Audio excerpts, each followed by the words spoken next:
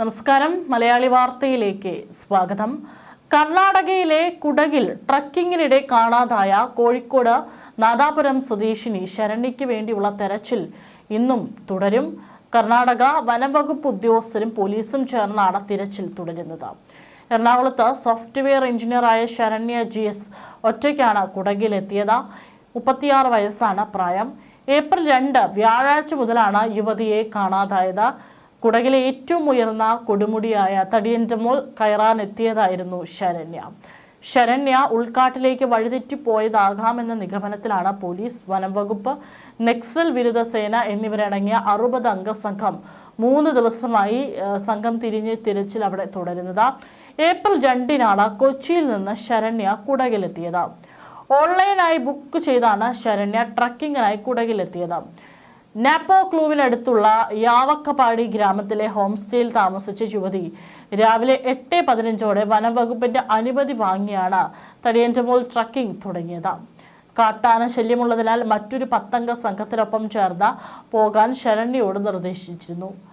ആ സംഘത്തിനോടൊപ്പം യാത്ര ആരംഭിച്ച യുവതി ട്രക്കിങ്ങിനിടെ ഒറ്റയ്ക്ക് മുന്നോട്ട് നടന്നതായാണ് സൂചന.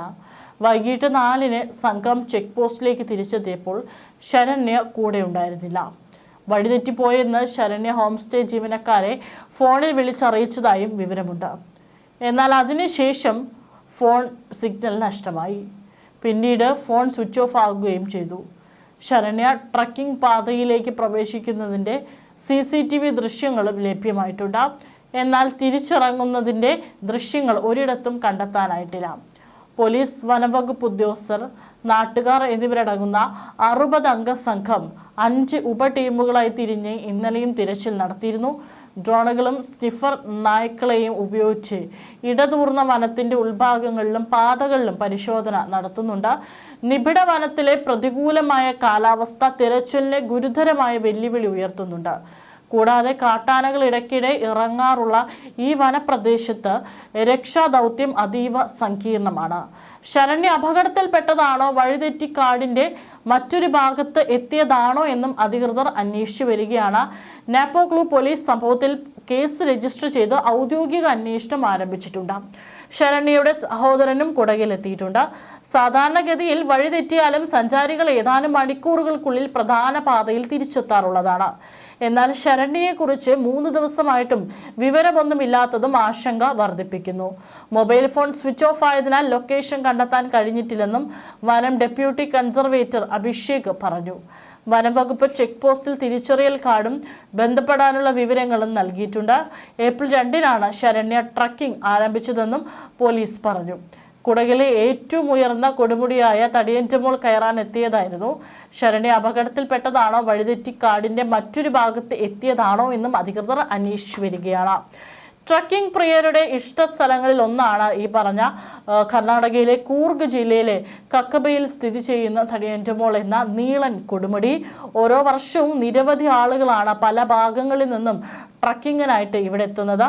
വളരെ ദുഷ്കരമാണ്. എന്നിരുന്നാലും ട്രക്കിംഗ് ഇഷ്ടപ്പെടുന്നവർക്ക് ഏറ്റവും പ്രിയമുള്ള ഒരു ഇടമാണ് ഈ തടിയൻറ്റമോൾ കൊടുമുടി. ഇവിടെ വെച്ചാണ് ഇപ്പോൾ ശരണ്യയെ കാണാതായിരിക്കുന്നത്.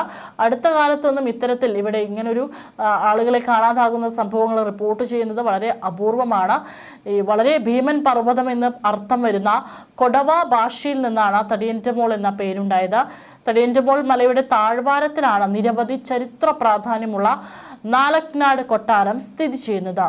തടിയൻറ്റമോളിലെത്തുന്ന സഞ്ചാരികൾ നിർബന്ധമായും കണ്ടിരിക്കേണ്ട കാഴ്ചകളിൽ ഒന്നാണ് ഇത്. കൂർഗിലെ ഏറ്റവും ഉയരമുള്ള കൊടുമുടിയാണ് തടിയൻറ്റമോൾ.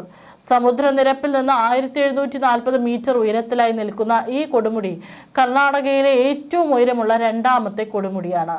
തടിയൻറ്റമോളിലേക്ക് 2 സ്ഥലത്ത് നിന്നാണ് ട്രക്കിംഗ് ആരംഭിക്കുന്നത്. വിരാജ്പേട്ട് മെയിൻ റോഡിൽ നിന്ന് ട്രക്കിംഗ് ആരംഭിക്കുന്നവരുമുണ്ട്.